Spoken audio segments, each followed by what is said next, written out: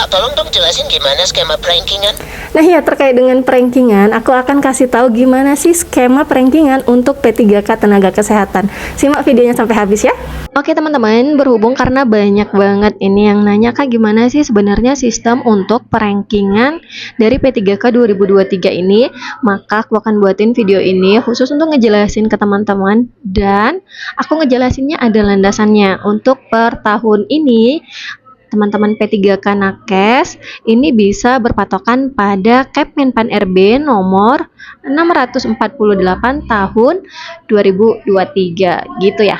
Oke, kita langsung aja ke poin-poinnya. Nah, ini dia teman-teman, ada di diktum ke-14. Tapi ya, sebelum aku ngejelasin diktum ke-14, aku fokus dulu nih untuk diktum yang ada di ke-23. Nah, di poin ini adalah mekanisme seleksi pengadaan P3K untuk jabatan fungsional dikecualikan. Oke, ini kita garis bawahi ya. Bagi seleksi P3K untuk jabatan fungsional guru. Jadi artinya untuk teman-teman yang guru ini nggak bisa pakai landasan yang Kepmenpan nomor 648 tahun 2023 ini. Jadi memang guru berdiri sendiri dengan peraturannya gitu kan, berbeda dengan teman-teman yang nakes dan teman-teman teknis. Nah, yang aku jelasin ini adalah untuk P3K nakes dan teknis. Tapi nanti untuk teknis dibedain lagi kok, karena akan ada afirmasi ya, sedangkan untuk teman-teman yang nakes itu nggak ada afirmasi lagi. Oke, kita langsung aja ke diktum ke-14.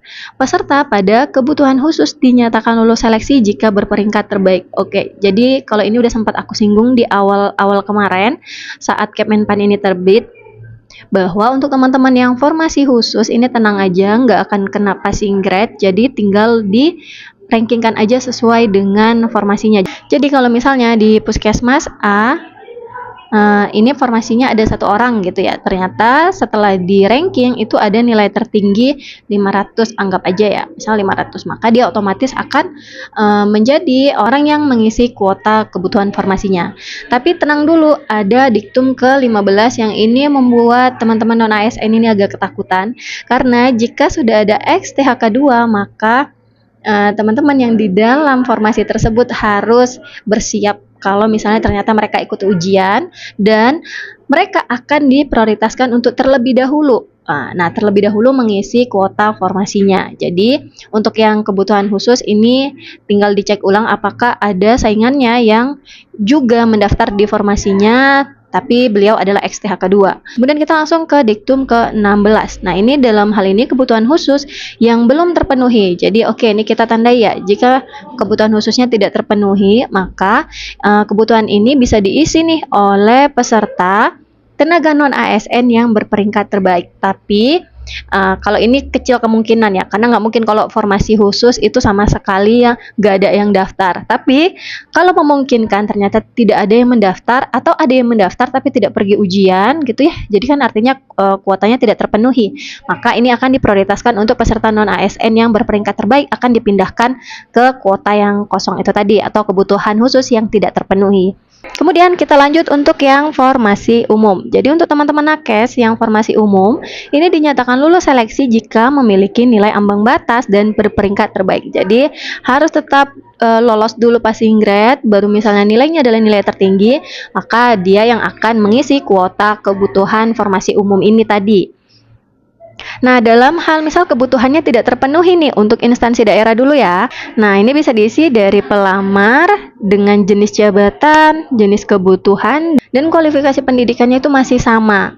Hanya memang penempatan unitnya yang berbeda. Nah, ini aku kasih contoh. Misal di Puskesmas A ternyata si A ini tidak masuk ke dalam kuota formasi, tapi nilainya tinggi gitu ya. Ternyata dia misalnya peringkat 2, ternyata yang dibutuhkan adalah 1 orang, maka dia bisa nih dipindahkan untuk kebutuhan yang tidak terpenuhi pada instansi daerah, dipindahkan asal dengan syarat misal dia S1, maka akan mengisi kebutuhan yang kosong adalah S1 nurse gitu ya. Dia nggak bisa kalau misalnya ternyata dia D3 tapi kebutuhan yang kosong adalah nurse, maka itu tidak sesuai. Jadi harus sesuai dengan kebutuhan, kemudian jabatan dan kualifikasi pendidikan. Nah, itu dia ya untuk kebutuhan umum. Kemudian kita lanjut untuk yang instansi pusat. Nah, instansi pusat ini jika kebutuhan tidak terpenuhi, maka pengisian kebutuhan diperlakukan pada instansi yang melakukan pengelompokan. Nah, pengisian kebutuhan sendiri itu berasal dari pelamar pada jenis kebutuhan dan kelompok jabatan yang sama. Hampir mirip dengan instansi daerah, jadi nanti tinggal disesuaikan. Kalau memang sesuai dengan jenis kebutuhan dan kelompok jabatan yang sama, maka nanti akan bisa dipindahkan untuk nilai yang tidak masuk ke dalam kuota dan mengisi untuk kuota yang tidak terisi. Kemudian kita lanjut untuk kebutuhan umum yang belum terpenuhi. Ini diberlakukan kebutuhan akan diisi oleh peserta khusus. Nah, artinya kayak gini. Misal di formasi umum itu kan ada passing grade. Ternyata 10 orang yang melamar itu tidak ada yang lolos passing grade, maka kebutuhan itu akan kosong. Nah, kalau kosong itu yang diprioritaskan adalah formasi khusus akan dipindahkan asal dengan syarat itu jenis kebutuhan, jabatan, dan kualifikasi pendidikan itu sesuai dengan kuota yang belum terpenuhi itu tadi. Jadi sampai sini paham ya teman-teman terkait dengan perankingan untuk P3K Nakes 2023.